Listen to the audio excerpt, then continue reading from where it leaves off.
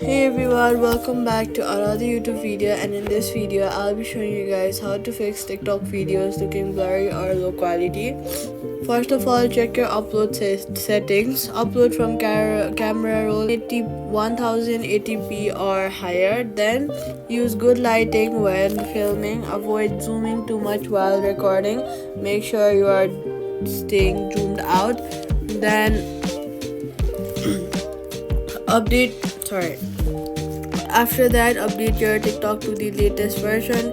Go ahead and open your app store and make sure your TikTok account is updated by going to the profile icon, look for updates, and then make sure your TikTok is updated. Safety tip: do not use third-party compression tools that lower your video quality. Quick fix: re-export your videos from your phone's gallery in higher quality and re-upload. And that's it. Subscribe for more TikTok fixes and tutorials.